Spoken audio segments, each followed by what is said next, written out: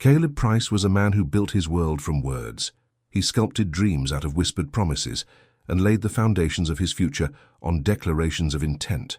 He believed, with an almost religious fervor, in the power of language to define reality, to bind souls, to signify the genuine article.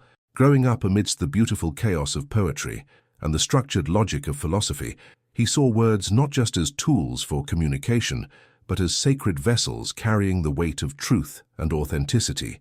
He read classical literature, where oaths were unbreakable and declarations held the force of destiny. This worldview, perhaps naive in its purity, made him particularly susceptible to narratives that resonated with his idealism. When he met Evelyn, it felt like the universe had finally aligned the stars precisely for him. She was everything he hadn't realized he was searching for: vibrant, intelligent, quick-witted, and possessing a fierce, almost defiant authenticity, or so it seemed. They met at a poetry reading, a place already imbued with the power of spoken truth, and her words, both on stage and in conversation, captivated him instantly. She spoke of integrity, of valuing genuine connection over superficial charm, of seeing through the performance and the pretense that seemed to plague modern relationships. Crucially, Evelyn spoke with fervent passion about the types of men she detested, the toxic ones, she called them, the ones who were manipulative, who played games, who lacked empathy, who used others for their own gain. She painted vivid, often scathing portraits of past encounters, of friends' experiences, of the general landscape of dating that felt poisoned by insincerity. Her eyes would flash with indignation, her voice would tighten with conviction. "I could never be with someone like that," she'd declare, her gaze meeting his, searching for understanding, for validation of her high standards.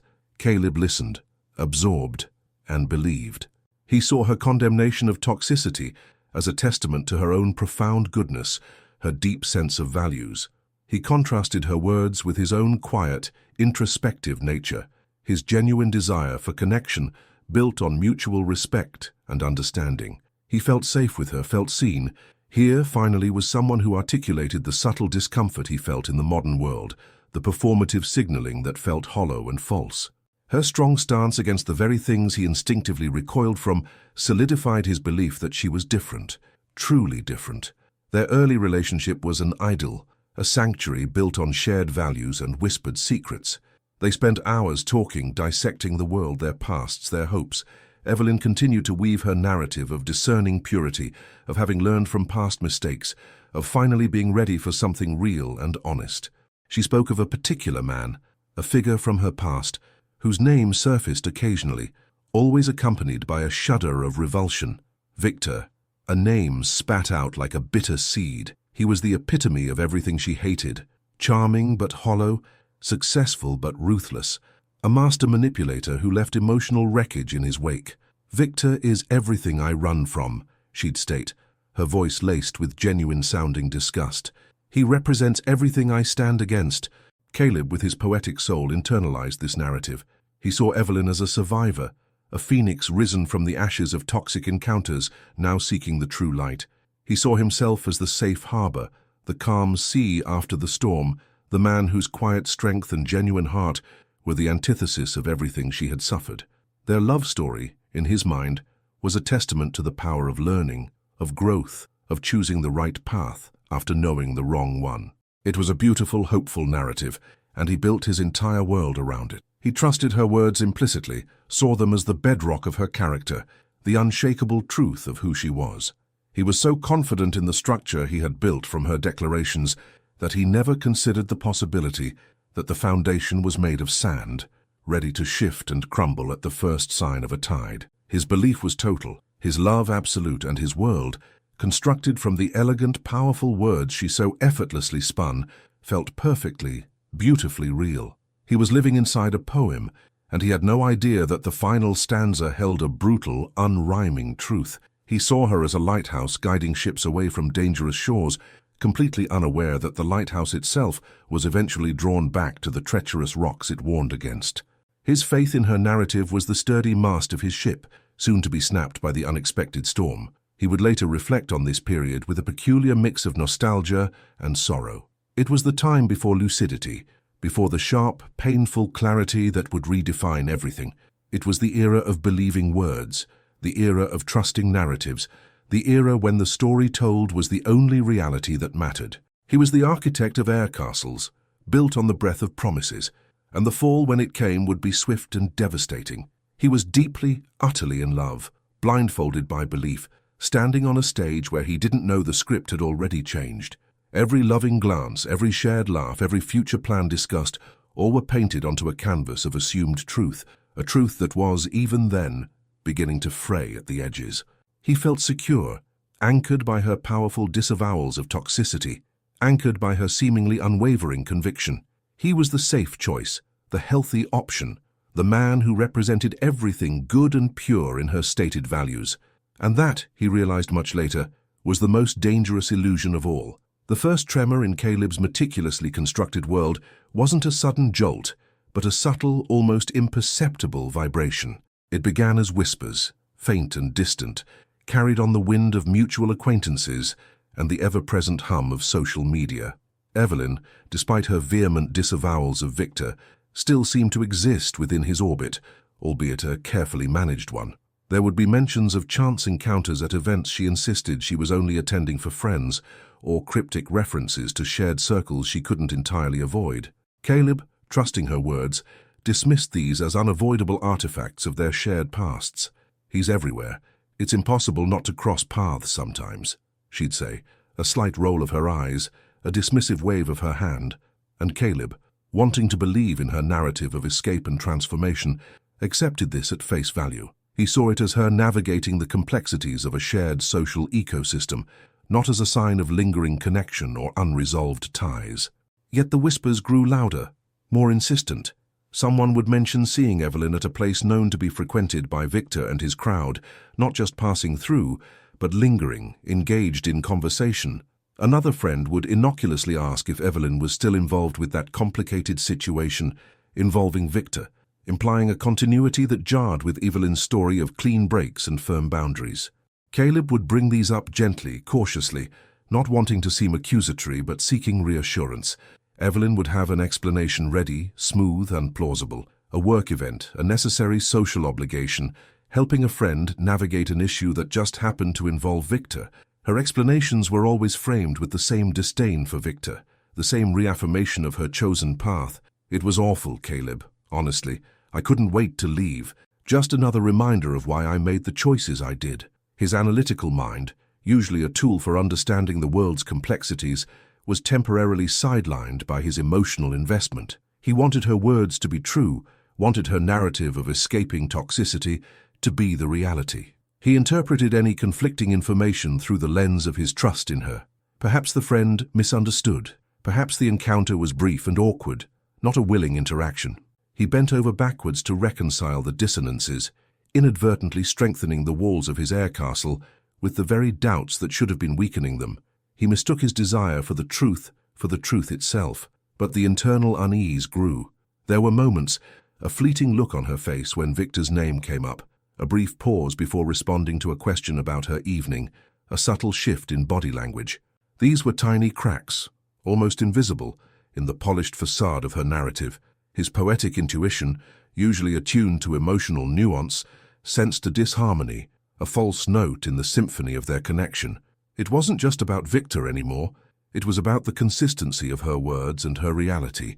He started noticing other small discrepancies, minor omissions, stories that didn't quite add up when viewed from a different angle. It was like looking at an impressionistic painting up close. The individual brushstrokes seemed random and unconnected, but step back and a different, unsettling image began to form. He remembered her passionate declarations against manipulative behavior, yet he started to feel subtly managed, gently steered away from certain topics or questions.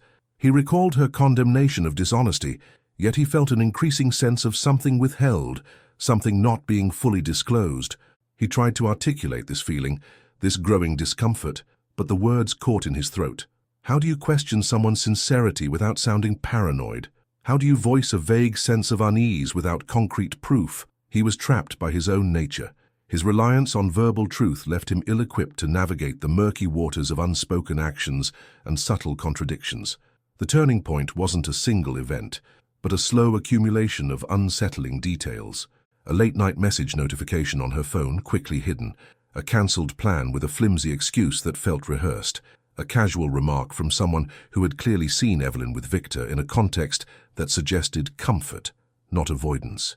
Each incident, individually, could be explained away. Together, they formed a pattern too insistent to ignore, too discordant with the narrative she so carefully maintained. His heart, so full of love and trust, began to ache with a different kind of pain. The pain of burgeoning doubt, of the slow, agonizing realization that the foundation of his world might be crumbling. He started to observe her more closely, not with suspicion, but with a desperate hope of proving his doubts wrong. He looked for the Evelyn who spoke with such conviction about integrity, the Evelyn who seemed to genuinely recoil from the things she claimed to hate. He searched her eyes for the reflection of the woman he believed her to be. Sometimes he would catch a glimpse of her, the genuine laugh, the empathetic gesture, and his hope would rekindle, assuring him that the whispers were just noise, the discrepancies just misunderstandings. But then another inconsistency would surface, another puzzle piece that refused to fit into the picture she had painted, and the gnawing unease would return, stronger than before. He found himself replaying their conversations, analyzing her words not for their meaning, but for their structure, their delivery, searching for any hint of artifice he might have missed in his earlier infatuation.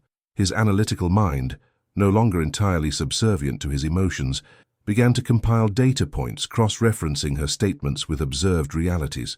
It was a painful process, like dismantling something beautiful to see how it was made, only to discover it was held together by glue and illusion. He was a poet trying to become a detective, using logic and observation to investigate the possible betrayal of a narrative he had cherished. The whispers in the wind were growing into a gale, threatening to tear down the air castles he had so lovingly built. He was standing at the precipice of a brutal truth, a truth that would challenge everything he believed about people, about love, and about the power, and ultimately, the fragility of words. His faith in her narrative was no longer a sturdy mast, but a sail ripped apart by the gathering storm of reality.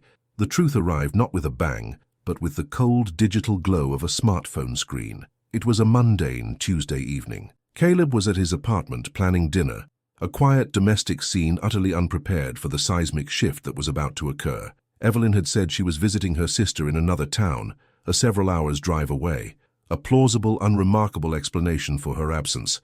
They had texted intermittently throughout the day, her messages brief but affectionate. Nothing seemed out of the ordinary. Then a mutual acquaintance, unaware of the delicate state of Caleb's world, sent him a casual message, a photo.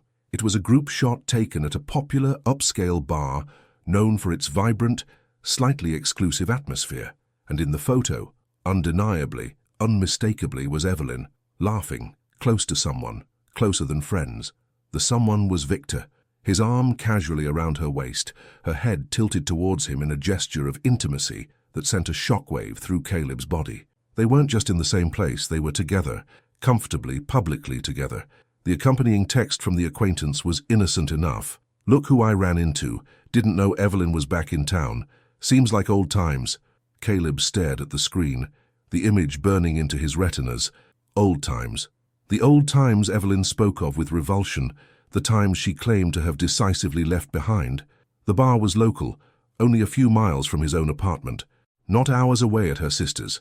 The laughter in the photo seemed to mock him, the casual intimacy a brutal refutation of every word she had spoken about Victor, about toxicity, about him. His poetic mind, even in this moment of shock, searched for metaphors. The photo was a shard of glass reflecting a distorted, horrific truth. It was the final, undeniable brushstroke that completed the unsettling picture he had begun to piece together from the whispers and discrepancies. His air castle didn't just crumble, it exploded into a million sharp, painful fragments. He felt a physical reaction first. His stomach clenched, a cold sweat broke out on his forehead, and his hands started to tremble uncontrollably. The phone clattered onto the table. The world outside the photo seemed to blur, losing its solidity. His apartment, usually a sanctuary, felt alien, hostile. He was frozen, caught in the headlights of a reality he had actively, desperately avoided seeing. The pain wasn't just emotional heartbreak, it was intellectual devastation. It was the shattering of his faith in narrative, in authenticity, in the very idea that words held meaning. She hadn't just lied about being with Victor. She had built their entire relationship on a foundation of lies about her values, her past, her very character.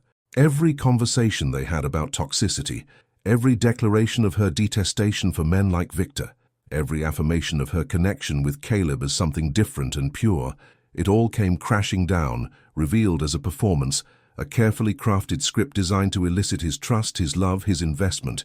He tried to call her, his fingers fumbling with the screen. No answer. He texted, a desperate, incoherent flood of questions, accusations, pain. The messages went unanswered. He knew with a chilling certainty that she wouldn't answer, that her carefully constructed narrative had just collapsed, and she had no words left that could possibly hold it up. Her silence was the loudest confession. Hours passed in a blur of pain and disbelief. He paced his apartment, the photo seared into his mind. He looked at the books on his shelves, philosophy, poetry, stories of noble characters and grand truths, and they seemed alien, mocking his naive belief that such things held sway in the real world. He felt like a character in a tragedy he hadn't signed up for, blindsided by a plot twist he couldn't comprehend. How could someone speak with such conviction, such apparent sincerity, and be so utterly false? How could the words she used, the words he valued so highly, be so devoid of actual meaning, mere tools in a game of manipulation? The betrayal felt personal, yes, but it also felt universal. If Evelyn, who spoke so eloquently and passionately about authenticity and the rejection of toxicity, could so easily fall back into the arms of the man she claimed to despise, what did that say about anyone? What did it say about words? What did it say about the narratives people construct around themselves? It wasn't just his relationship that was broken, it was his understanding of human nature. His belief in the connection between spoken values and lived reality was shattered. The different woman was in the end just the same, and that realization felt like a death. He didn't confront her in person. There was no dramatic scene, no tearful confession, no shouted accusations. The photo and her subsequent silence were confrontation enough. The truth was stark, undeniable, and required no further verification. The woman he loved, the woman who had become the center of his world, the woman who represented the triumph of authenticity over pretense, was a mirage. The narrative she had woven was a beautiful lie. As the initial shock subsided, a profound emptiness settled in. It wasn't just the absence of her, but the absence of the future they had planned, the absence of the shared world they had built, the absence of the person he thought she was. And most profoundly, it was the absence of his own naive faith in the power of words to signify truth. The shattering image on the screen hadn't just broken his heart, it had fundamentally broken his worldview. He was standing amidst the ruins of his air castles, the sharp fragments of lies scattered around him, cutting deep. The lucidity that would eventually define him was born in this moment of total collapse, a harsh, unwelcome light flooding into the dark corners of his idealism. The immediate aftermath was a plunge into a suffocating silence. Caleb didn't rage. He didn't seek revenge.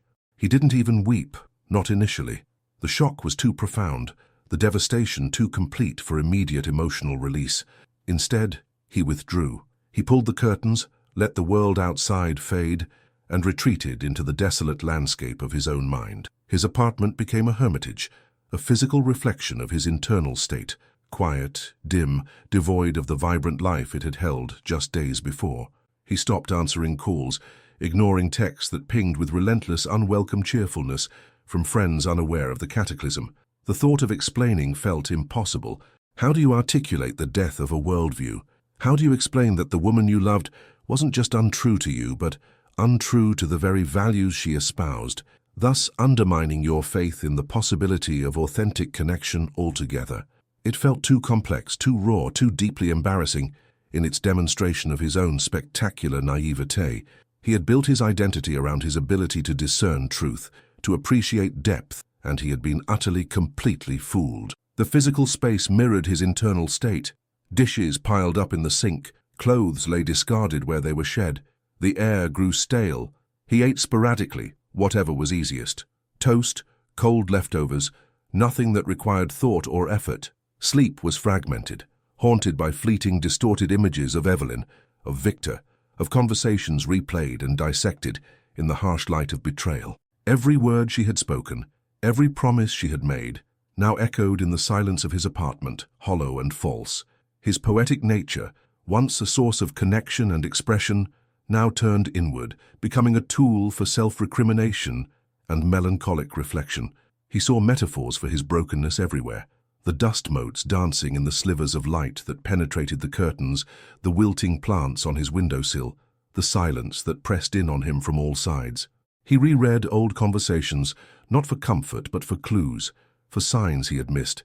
He tortured himself by analyzing her carefully chosen words, her subtle shifts in tone, the moments he had glossed over in his eagerness to believe. He saw now the artifice, the performance, the subtle manipulation embedded within the very language he had so trusted. It was a painful education, dismantling the edifice of her persona brick by agonizing brick. He wasn't just mourning the loss of a relationship, he was mourning the loss of his belief in a certain kind of human goodness, a certain kind of integrity that he had thought she embodied. The feeling of being fundamentally lied to extended beyond the personal betrayal. It felt like a betrayal by the very concept of authenticity he cherished. If the most fervent declarations against toxicity could be so easily discarded, if words could be so effortlessly divorced from actions, what value did they hold? What did anything hold? He felt adrift in a sea of potential falsehoods, unable to discern truth from performance, authenticity from elaborate charade. The modern world, with its carefully curated online personas and its emphasis on signaling virtue rather than embodying it, suddenly felt suffocatingly dishonest. He saw the performative narratives everywhere now. The strong, independent woman who secretly longed for validation from the very men she publicly scorned, the woke advocate whose private life was a mess of hypocrisy, the charismatic leader who was rotten at the core. Evelyn wasn't an anomaly, she was a symptom, and that realization was profoundly isolating. He stopped writing poetry. The words felt inadequate, clumsy, unable to capture the depth of his disillusionment. The beauty he once found in language seemed to have vanished, replaced by a cynical awareness of its potential for deception. He felt like a musician whose instrument had been fundamentally altered, producing only discordant notes. Days bled into weeks. The silence of his apartment became a familiar, almost protective shell. He existed in a state of suspended animation, processing the trauma on a loop. The pain wasn't a sharp stab anymore, but a dull, constant ache that permeated his entire being. He felt stripped bare, exposed, vulnerable. His idealism, once his greatest strength, now felt like a gaping wound. He had believed in the good, the true, the beautiful, and the world in the form of Evelyn's betrayal had shown him a different, harsher reality. Yet even in the depths of this despair, a tiny spark remained. A flicker of his analytical mind refused to be extinguished. Why? Why did people do this? Why the disconnect between words and actions? Why the powerful pull towards the very things one claims to despise? The questions, though painful, began to offer a different kind of anchor in the swirling chaos of his emotions. The pain was immense, the isolation absolute, but beneath the surface of his despair, a new kind of curiosity was beginning to stir. The descent into silence was not an ending, but a chrysalis, a dark, necessary space for a profound transformation to begin. He was broken, yes, but the breaking had opened up a space for something new, something harder, something truer to grow. He was lost, but the very act of being lost implied a search for a new path. The turning point was subtle, almost involuntary. Trapped in his self-imposed isolation, surrounded by the ruins of his trust, Caleb's analytical mind, deprived of external stimulus, turned inward. The initial loop of pain and betrayal began to evolve into a desperate need for understanding. He needed to map this new, confusing territory of human behavior, where words were untethered from actions, where stated values were mere currency in a hidden economy of desire and validation. Why had this happened? Not just to him, but generally. What were the underlying mechanisms that drove such profound disconnects? He looked at his bookshelves again, not with despair, but with a nascent curiosity. The poetry and philosophy still felt distant, too focused on ideals he now found suspect. But then his gaze fell upon a different section. The books on psychology, sociology, evolutionary biology that he had collected over the years, perhaps out of a general intellectual interest, never imagining they would become essential tools for his own survival. He started reading, not casually, but with the intensity of someone seeking not just knowledge, but salvation. He devoured books on social psychology, particularly those dealing with cognitive dissonance, impression management, and the gap between attitude and behavior. He learned about the powerful human need for consistency and the often convoluted ways people rationalize contradictory actions to maintain a sense of internal harmony or simply project an image of it externally. He began to see how Evelyn might have genuinely believed her own narrative of hating toxicity while simultaneously being drawn to its power or familiarity. The words weren't necessarily deliberate lies, spoken with malicious intent in every instance. Sometimes they were self-deceptions, narratives constructed to justify or mask deeper, less conscious drives. He moved on to evolutionary psychology, studying the fundamental drives that shape human attraction, relationship dynamics, and social hierarchies. He read about concepts like mate selection, hypergamy, understood not as a moral judgment, but as a potential pattern influenced by biological and social factors, and the complex interplay of status, resources, and genetic fitness in attraction, forces that often operated beneath the level of conscious, articulated values. This perspective, stark and often uncomfortable, offered a potential framework for understanding why someone might be powerfully drawn to a toxic individual, despite consciously stating a preference for stability and kindness. It wasn't necessarily a betrayal of values.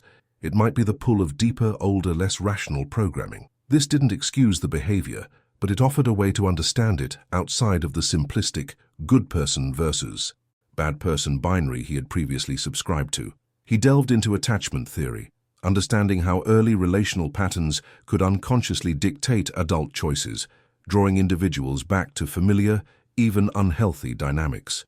He read about personality disorders, narcissistic traits, and the spectrum of human empathy and manipulation, gaining a vocabulary for the behaviors that had so devastated him. His reading was not just academic, it was deeply personal. Each concept, each study, each theory was a lens through which he could examine his own experience, not to wallow in it, but to dissect it, to understand its component parts. He became a cartographer of the human mind, using the tools of psychology and biology to map the treacherous terrain of relationships and the complex, often hidden forces that shaped behavior. The initial pain was still present, but it was now accompanied by the quiet satisfaction of understanding. The chaos began to resolve into patterns. The inexplicable became, if not justifiable, then at least comprehensible. He saw that Evelyn's actions, while devastating to him, might not have been solely about him. They were likely rooted in her own history, her own drives, her own internal conflicts. This realization, while not erasing the pain, removed some of its sharp, personal sting. It wasn't necessarily that she hated him and deliberately chose someone else. It was more complex, potentially driven by forces she herself didn't fully understand or control, forces that superseded her stated intentions and values. This intellectual journey was arduous, but necessary. It required him to shed his romantic idealism and confront uncomfortable truths about human nature, truths that were often messy, contradictory, and far less noble than the narratives people preferred to tell about themselves. He had to accept that words, while powerful, were often just the surface layer, a performance intended to project a certain image, while deeper, less articulated forces were truly driving the show. He began to emerge from his isolation, blinking in the harsh light of this new understanding. The world still felt different, less trustworthy in its surface presentations, but also more fascinating in its underlying complexity. He saw the patterns everywhere now, in the media, in the interactions of strangers, in the stories of friends. His heartbreak had given him a unique, albeit painful, vantage point. He was no longer just an emotional participant in the human drama. He was becoming an analytical observer, someone who could see the hidden scripts, the unconscious motivations, the disconnects between what was said and what was done. This period of intense study was the crucible of his transformation. It was where his poetic soul, wounded and disillusioned, found a new partner in his analytical mind. The idealism wasn't dead, but it was tempered by a hard-won realism. He was learning to see the world, not as he wished it were, based on the beautiful words people spoke, but as it actually was, based on the complex, often contradictory actions they took. He was no longer building air castles. He was learning the true architecture of human behavior, however flawed and challenging it might be. This intellectual pivot was the first step out of the darkness, the dawning realization that understanding, however painful, was the key to rebuilding, not just himself, but his entire relationship with the world. Caleb's deep dive into psychology became more than just a coping mechanism. It evolved into a systematic deconstruction of the narrative he had so deeply believed. He approached the various fields of study, like a forensic scientist examining a crime scene, meticulously gathering evidence to understand how and why his faith in words and expressed values had been so thoroughly annihilated. This wasn't a casual exploration. It was an intense, focused effort to build a new framework for understanding human behavior, one that accounted for the painful discrepancy between Evelyn's words and her actions. He spent countless hours reading complex texts, watching lectures, and synthesizing information from disparate fields. Social psychology provided the immediate answers to the performance aspect.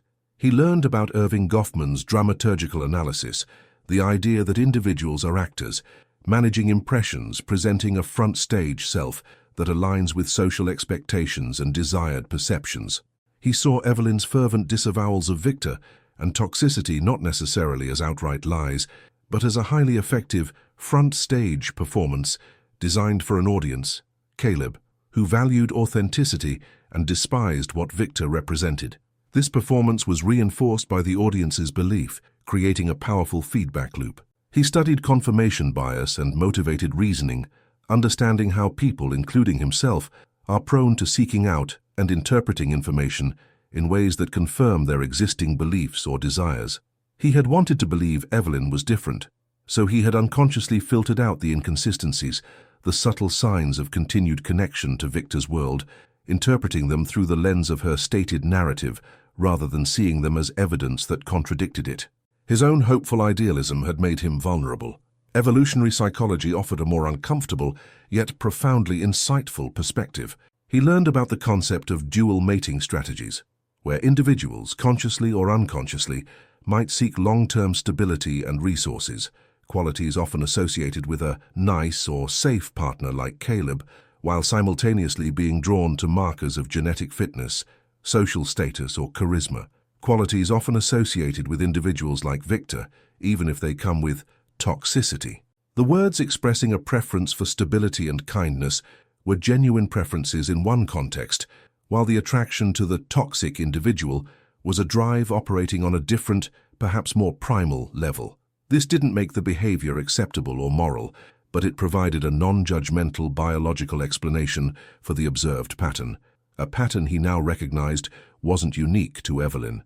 He started seeing examples everywhere once he had the framework to identify them.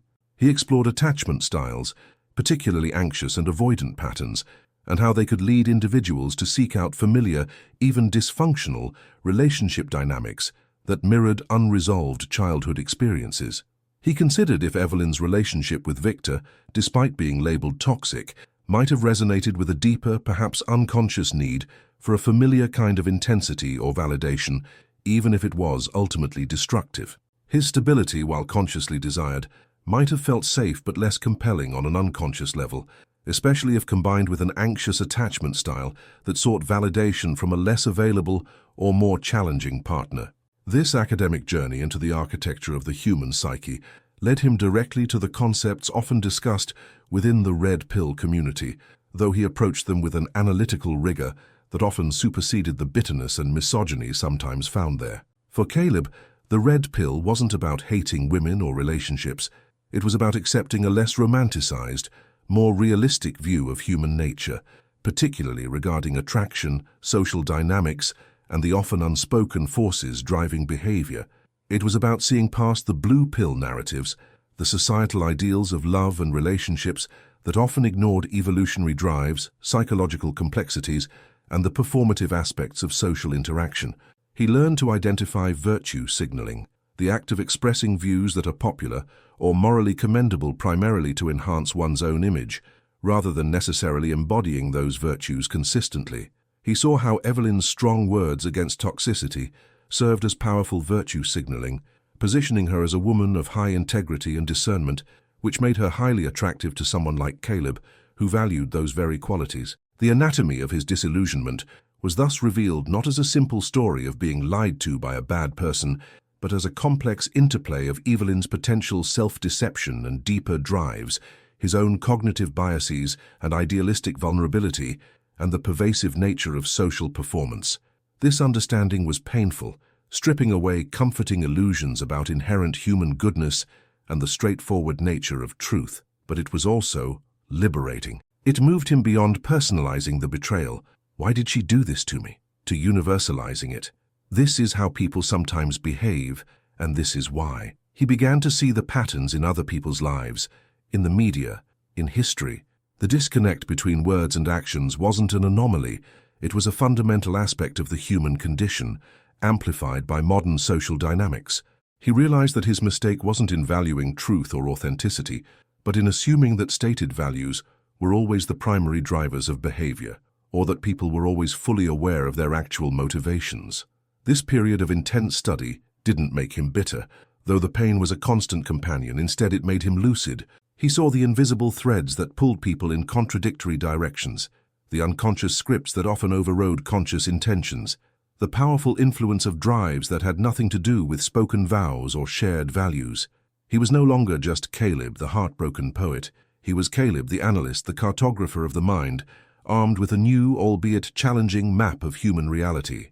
This lucidity was his new foundation, built not on the shifting sands of words, but on the harder ground of observed patterns and psychological principles.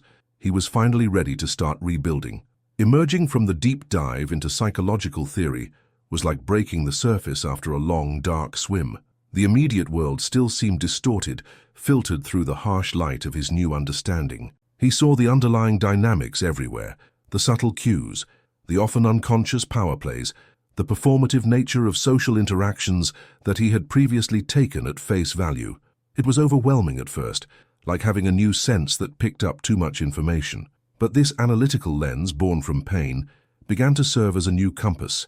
His initial idealism had led him into treacherous waters, trusting a map drawn from unreliable sources, words, and stated intentions.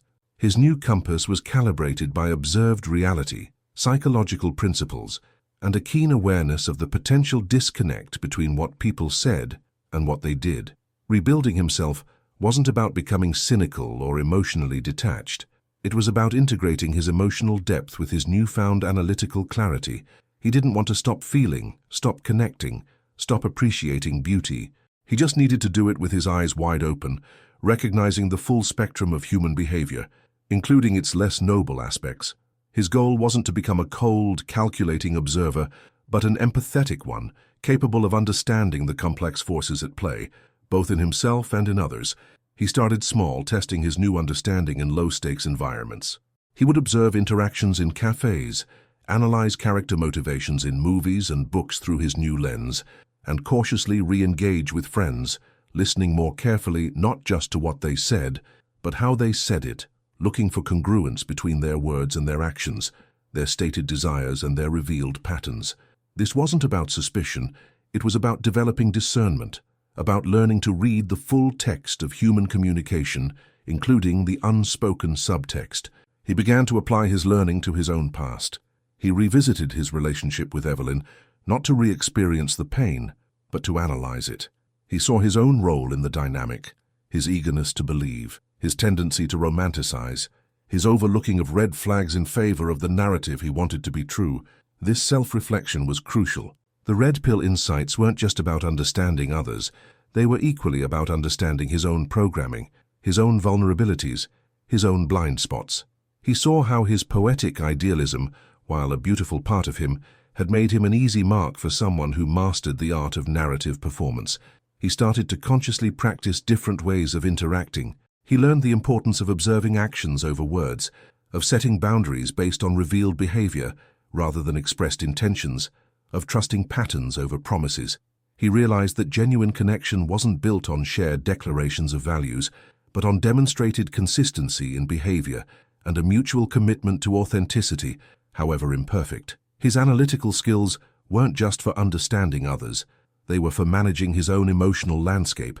When painful memories surfaced, or when he felt the familiar pang of betrayal, he could now contextualize these feelings within his broader understanding of human psychology. He could acknowledge the pain, This hurts because I valued authenticity and felt deeply betrayed. While simultaneously applying his analytical framework, her actions, while painful to me, are likely rooted in complex factors related to her own history, drives, and perhaps inability to align her behavior with her stated values. This isn't a unique moral failing on her part. It's a common pattern driven by specific psychological and evolutionary forces. This intellectual processing didn't erase the emotions, but it helped to diffuse their intensity and prevent him from getting stuck in a loop of personal grievance. He started writing again, but his poetry was different. It was less about idealized love and more about the complex, often messy reality of human connection, the interplay of light and shadow, the beauty found not just in perfection, but in flawed authenticity. His words were sharper, more grounded, infused with a hard-won wisdom. This period was about forging a new internal compass, one that could navigate the complexities of the world with both intellectual clarity and emotional intelligence. He wasn't the same naive idealist who built air castles, nor was he a bitter recluse. He was becoming something new, a man who had stared into the abyss of human inconsistency and emerged with a deeper, more nuanced understanding. The pain of betrayal had been a brutal teacher, but the lessons learned were invaluable. He was rebuilding himself, not by patching the old structure, but by laying an entirely new, sturdier foundation, calibrated by the unforgiving but ultimately liberating truth of reality as it was, not as he wished it to be. This transformation was his quiet triumph, the first flowering of the lucidity that would define his path forward. The transformation wasn't complete until Caleb found a way to share his hard-won knowledge. The insights gleaned from his painful journey felt too significant to keep to himself. He had navigated the labyrinth of disillusionment and emerged with a map. The impulse to help others avoid getting lost felt like a natural, necessary next step. This wasn't about reliving his pain or seeking validation. It was about offering a different perspective, a framework for understanding to those struggling with the same confusion and heartbreak he had experienced. He started tentatively. First, through online forums and discussion groups related to relationship dynamics, psychology, and self-improvement. He would offer comments, not just recounting his story, but applying his analytical framework to the situations others described. He avoided the often bitter or misogynistic tone prevalent in some corners of the internet. His approach was different, empathetic because he had suffered, but grounded in the psychological and evolutionary realities he had studied. He spoke of patterns, of drives, of cognitive biases, of the difference between stated intentions and revealed behaviors. He helped people see their situations not just as personal failures or unique betrayals, but as manifestations of predictable, albeit painful, human dynamics. His insights resonated. People found his perspective refreshing and genuinely helpful. He wasn't just telling them what they wanted to hear. He was giving them tools to understand why things were happening and how to navigate similar situations in the future. He received private messages, asking for advice, for clarification, for guidance. He realized there was a deep hunger for this kind of realistic, unsentimental understanding of relationships and human nature, a hunger often unmet by conventional advice that focused only on communication techniques or superficial compatibility, ignoring the deeper, often unconscious forces at play. This organic growth led him to create his own platform, initially a blog, then perhaps small, informal online workshops. He titled his work carefully, avoiding sensationalism, focusing on clarity and understanding. He framed his perspective as lucidity in relationships, navigating the narrative gap, or understanding human behavior beyond the script. While his understanding was undeniably informed by the red pill analysis, the recognition of innate differences, evolutionary drives, and the distinction between stated ideals and actual behavior, he stripped away the baggage of resentment and focused purely on the informational value, the predictive power, the ability of this framework to empower individuals.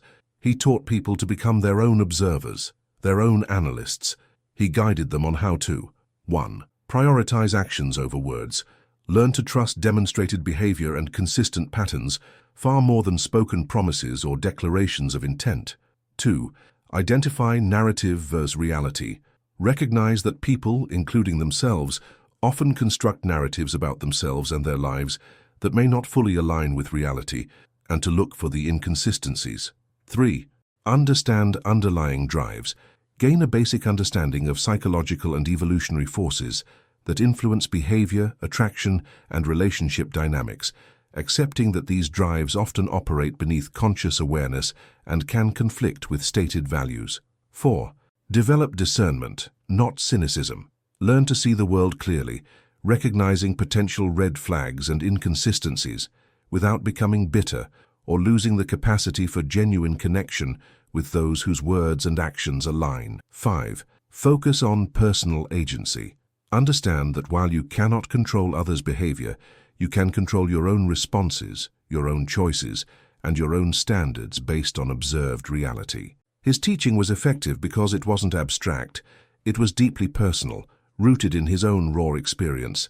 He spoke with the authority of someone who had lived through the fire and emerged with a map of the flames. He didn't preach, he guided, he didn't condemn, he explained. His tone was hopeful, not because he promised a world free of pain or deception, but because he offered the hope that comes from clarity, empowerment, and the ability to make better choices based on a realistic understanding of human nature. He often shared snippets of his own journey: the initial idealism, the painful betrayal, the descent into isolation, the intellectual quest for understanding. He talked about Evelyn not with lingering bitterness, but as the catalyst for his transformation, a vivid illustration of the principles he now taught. She said she was different, he would explain, and I believed her, not just because I wanted to, but because I didn't understand why someone who said those things might still be drawn to the very behavior they claimed to hate.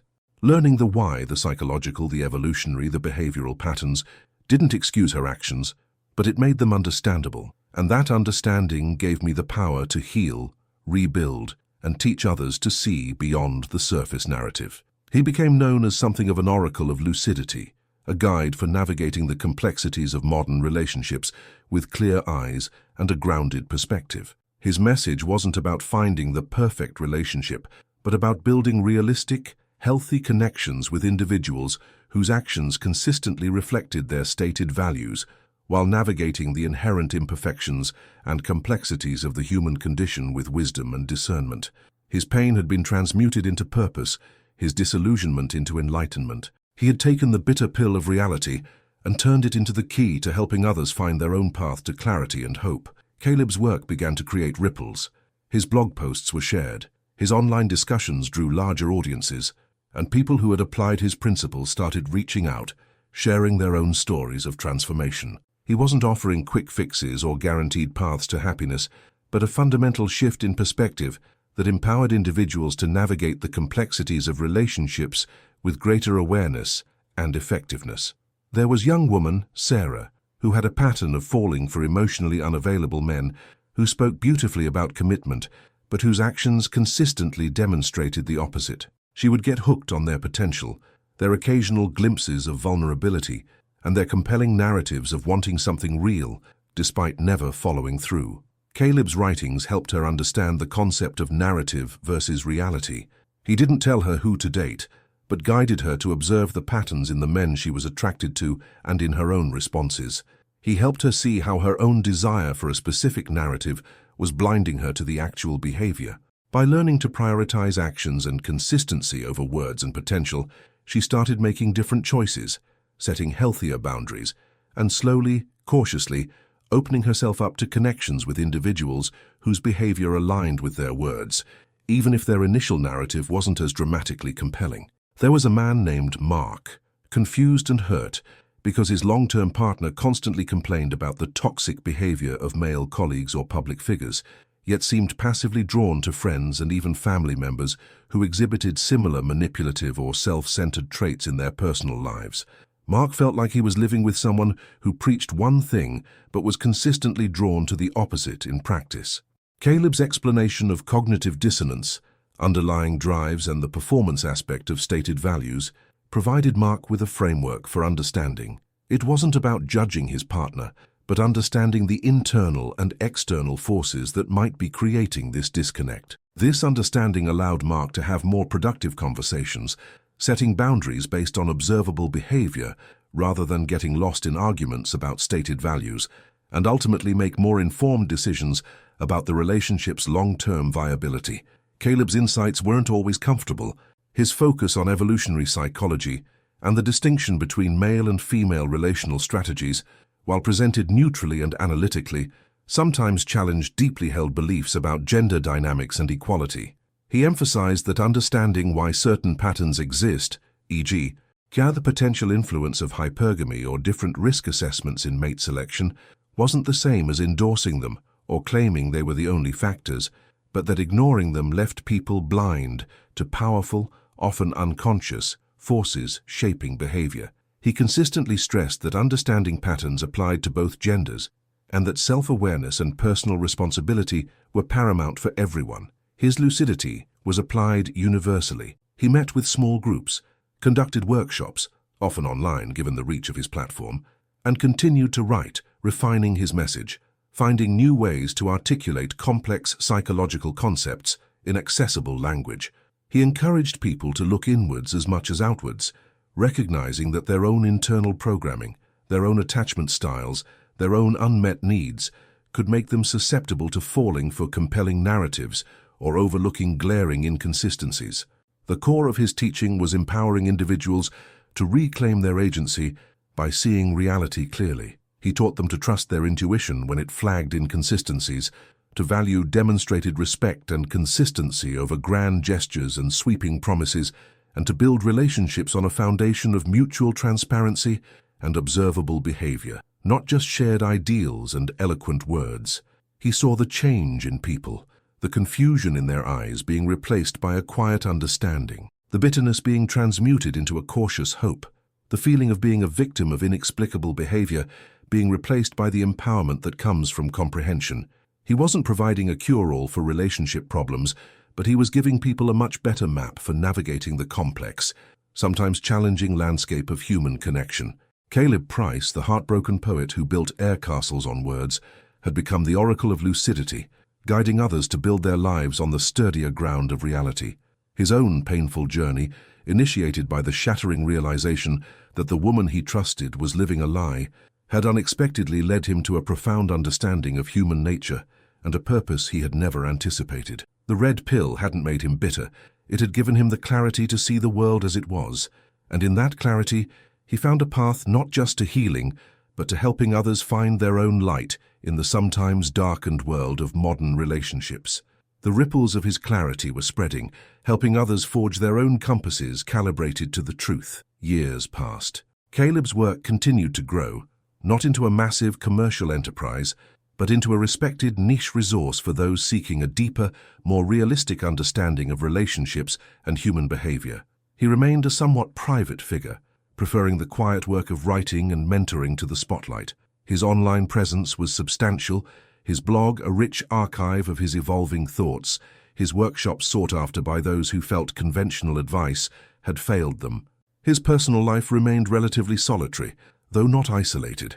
He had navigated the difficult path of forging genuine connections based on his new framework. He learned to appreciate individuals whose integrity was quiet and consistent rather than loud and performative.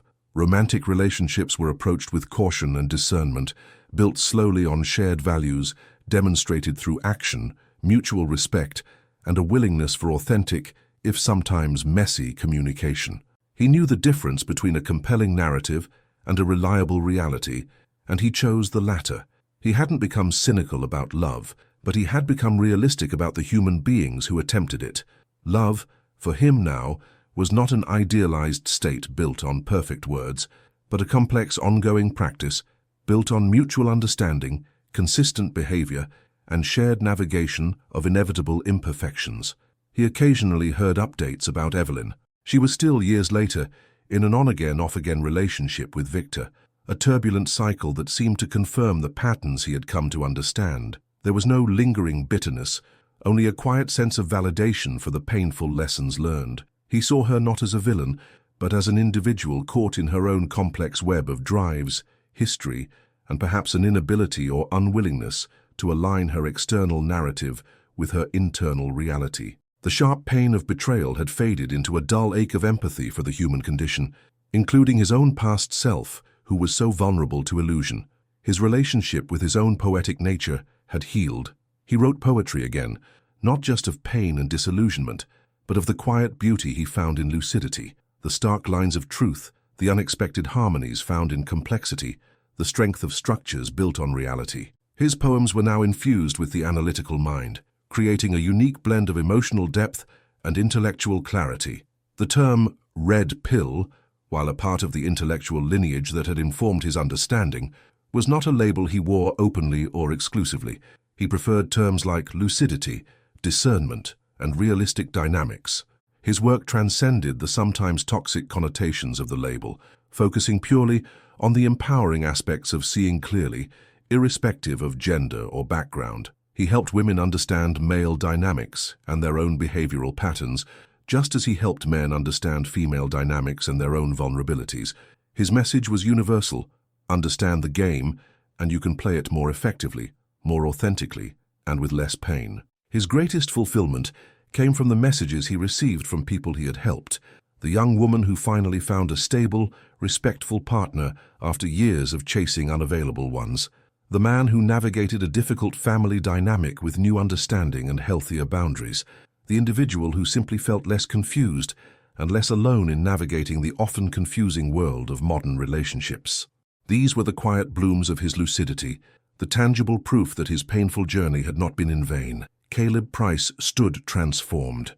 The naive idealist was gone, the heartbroken recluse was gone, replaced by a man whose eyes held the steady light of understanding.